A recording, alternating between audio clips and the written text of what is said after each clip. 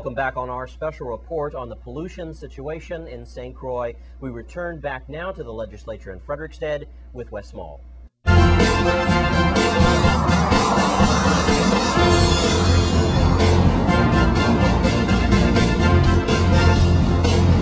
St. Thomas Senator Patrick Simeon Sproul. As they just taken a break, we're going to get Senator Positive Nelson's take two.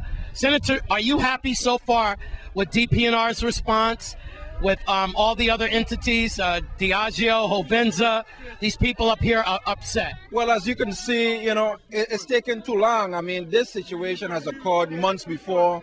DPNR has heard this information before. They should have done something, you know, they are planning something way before I asked that question. They have heard the situation. The situation is really out of hand right now. More people are getting sick, the respiratory problems, you know. These things have to be addressed. The school kids are missing school. Yes. We have to now try to see what can be done. The people are losing days from work. They're losing money. So we have to see how we can help the people, because they already are making less, that the paychecks are not going up. They need help, and we are not helping them. We have more health concerns than ever before. We have to see now what DPNR, what fines and everything are going to be done.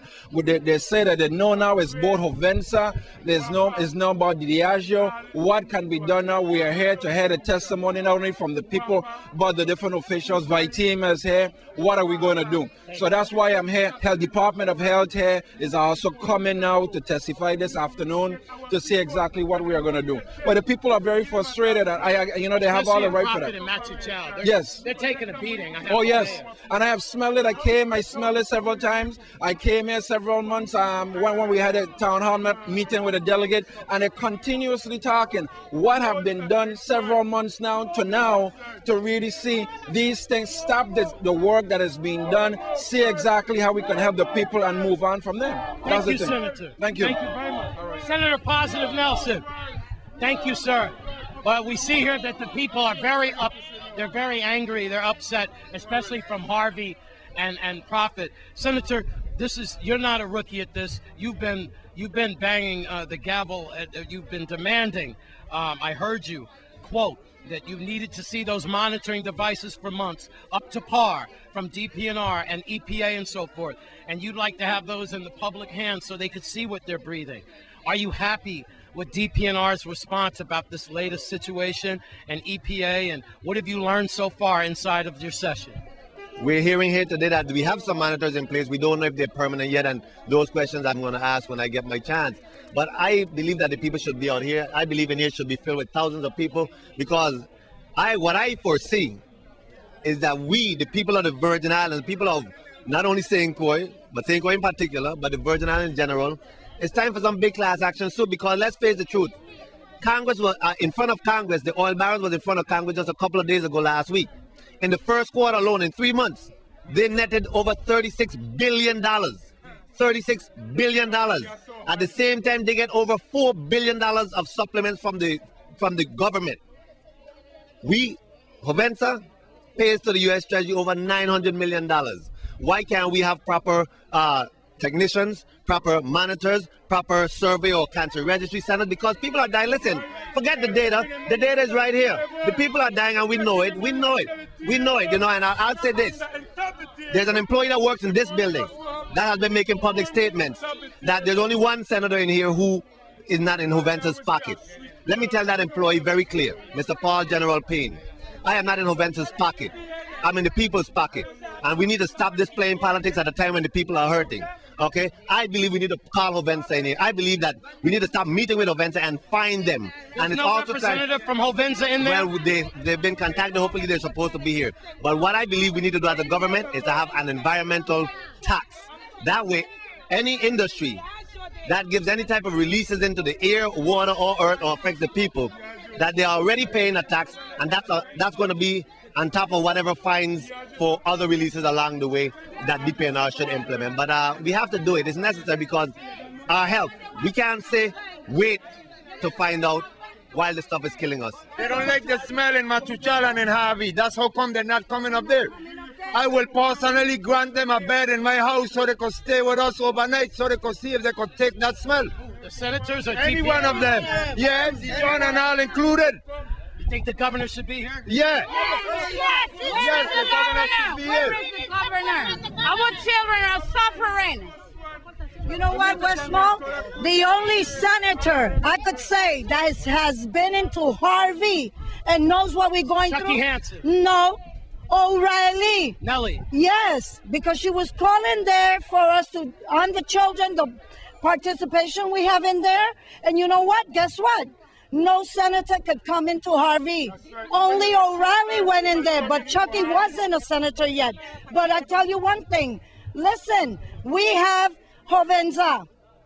We have the highway, okay? We have the landfill. Yeah, there you go. We have all this stuff, and then they come and they really stick it to us because they come and put Diageo in there. And now the way I heard it, Alpine wants to bring a big incinerator and put it right there too, and and just kill us. Come on. They just want to fix this. What else do we have to go through before they listen to us? The senators, the governor, and the lieutenant governor. I hope this reach all the way to Obama. Because we're on YouTube. Millions of people are watching. We hope so. Because this is ridiculous. The governor, I wish you could have put Diageo in your backyard so you could have seen what we are feeling today. I could not do this unless you talked to the people, because it was you on February the 15th that sent for the EPA down here. I was trying to remind people that News Channel 8, we have been all over the stinky situation for years. You've been reelected, you've been hit with the LEOC, you've been hit with this, but Senator, they have questions here. They want to know, how come this meeting is not being held in their neighborhood so we could smell what's going on? You've been an advocate for the red dust situation in Matutown Profit. Are you happy with what's going on with DPNR and EPA's response to this catastrophe and pollution in this territory? Well, first of all, they're giving a great presentation on camera inside the legislature. I am not satisfied, and I'm going to tell you why.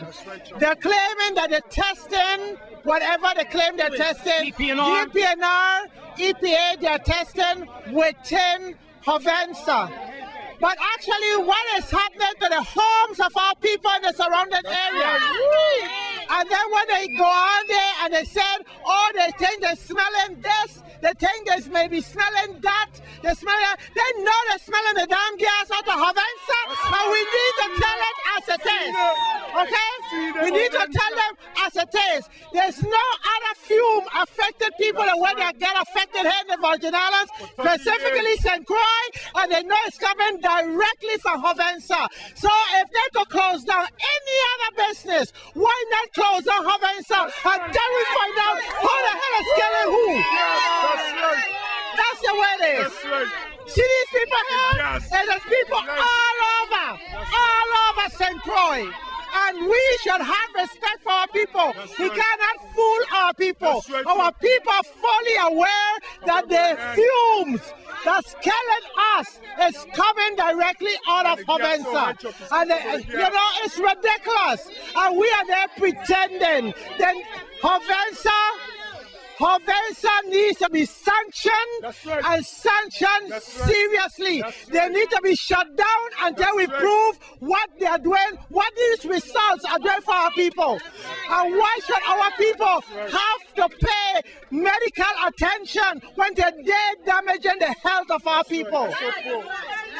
They need to have a relocation of all our profit, all of Harvey, and give them a new home and development to the east of the refinery, and that's what I'm going to fight for.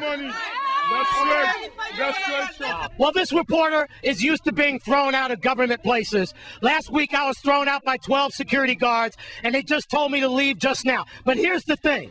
We could put cameras inside to testify, but we can't be on property while these poor people express themselves. But I'll come outside, because isn't this what it's all about? It's too late for us. We've lived our lives, but what about these kids here? Don't you care? Hovensa, I hope you're watching this from Texas.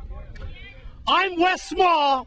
We need help here from News Channel 8. Thanks, Wes. And of course, as more details of the situation arises, News Channel 8 will be covering it. We'll bring you more on this story tomorrow. But now, we'll bring you your Caribbean report for tonight.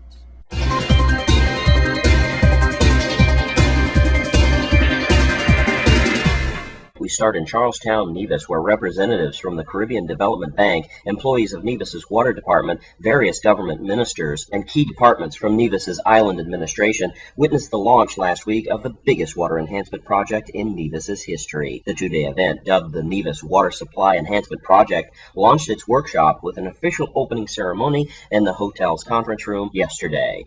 A number of individuals, including the minister with responsibility for public works, Carlisio Powell, were publicly recognized for their dedication towards the Enhancement Water Project. The Nevis Water Enhancement Project, stated Powell, sends a clear message that this government is on the right track to making life better for all citizens of Nevis. The $26.9 million EC project, through the establishment of the Nevis Water Distribution Master Plan and the discovery of additional resources, are expected to transform the island's water system, making it more efficient, cost-effective, integrated, and organized. And in Roadtown, Tortola, a 53-year-old Jamaican who was convicted of orchestrating a robbery at the cable wireless network in 2005 was unsuccessful in having years shaved off his 14-year prison sentence. Philemon Miller is serving a 14-year prison term sentence running congruently for one count of robbery and one count of conspiracy to rob. He was found guilty of the offense back in 2006. Back in February of 2005, while working as a cable wireless cashier, Mr. Miller was taking money to be deposited at the First Bank, where he was assaulted by a lone individual. The convicted mastermind was struck in the head with an object, while the deposit bag containing $80,000 was snatched out of the cashier's hand.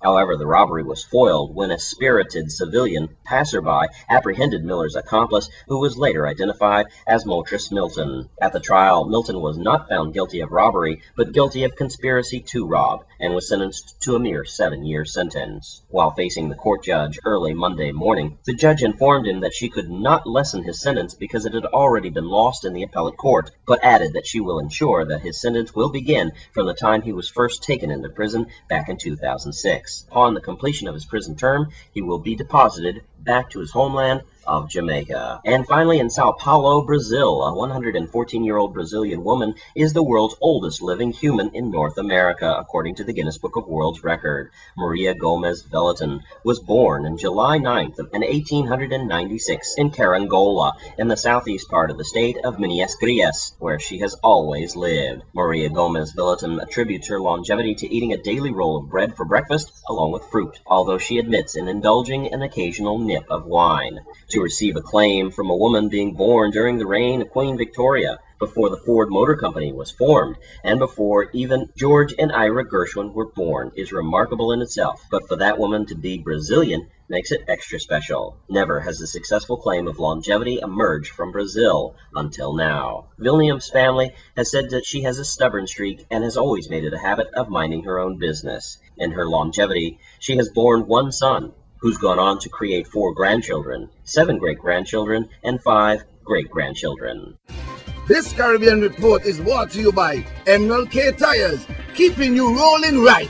And that's your Caribbean Report for tonight. When we come back from this break, we'll take a look at your Crime Stoppers report with Judy Fricks. Stay with us.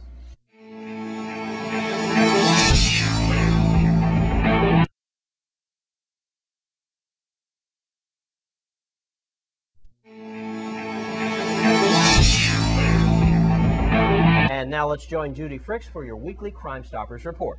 I'm Judy Fricks with your weekly Crime Stoppers report.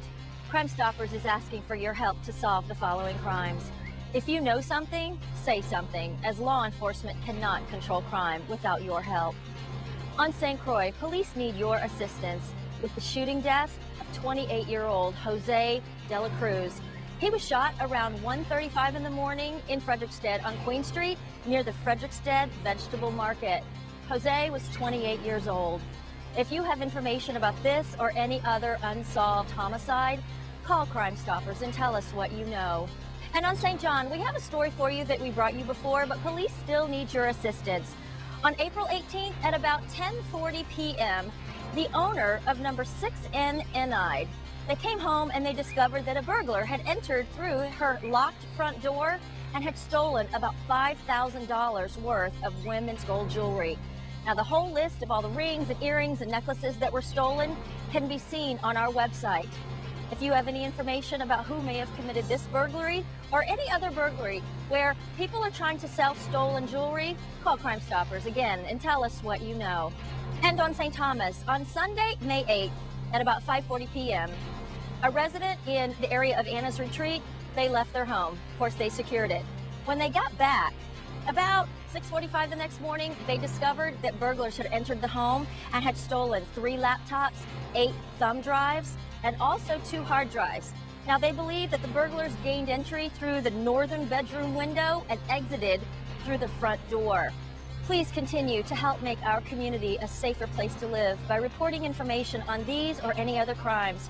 You can do so by calling 1-800-222-TIPS or by logging on to our website at www.crimestoppersusbi.org. That number and that web address is right there on your screen.